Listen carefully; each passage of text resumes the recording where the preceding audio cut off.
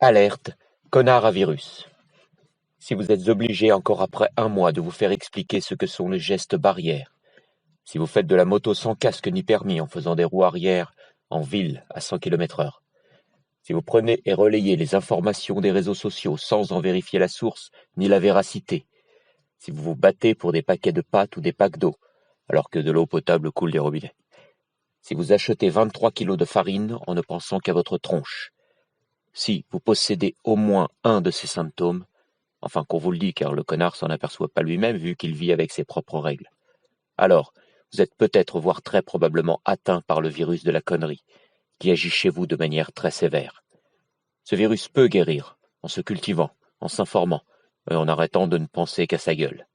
Malgré tout, si les signes s'aggravent, à savoir que vous faites des barbecues avec vos potes en bas de l'immeuble, si vous faites vos courses en couple et avec vos 2 ados, et qu'ils trouvent cela normal, si vous vous comportez comme cette famille de blaireaux.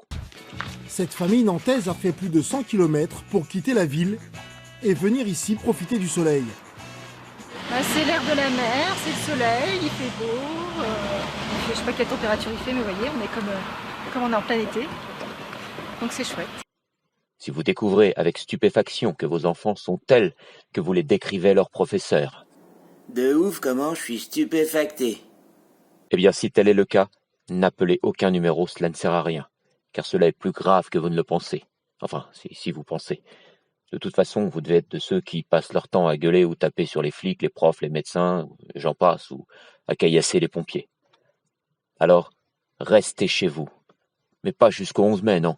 Durant les 40 prochaines années, ou 50, ce serait mieux. Attention, le virus est très souvent héréditaire.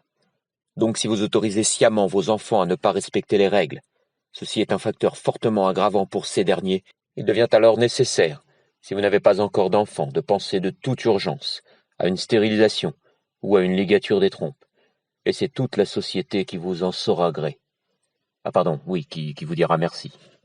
De même, si vous pouviez enfin faire ce que vous dites toujours, à savoir vous battre réellement les couilles, là aussi votre éventuelle stérilité ne serait peut-être pas un mal pour la société tout entière. Pour plus d'informations, appelez le... Ah bah non, ça se saurait si vous vous informiez, mais faites quand même une recherche sur les mots comme stupéfaction, véracité. Ceci était un communiqué du CDCQ, CISCR, ENPP, QLGP, NPDDGC. Le comité de ceux qui sont curieux, s'informent, se cultivent, réfléchissent et ne pensent pas qu'à leur gueule pour ne pas devenir de gros connards.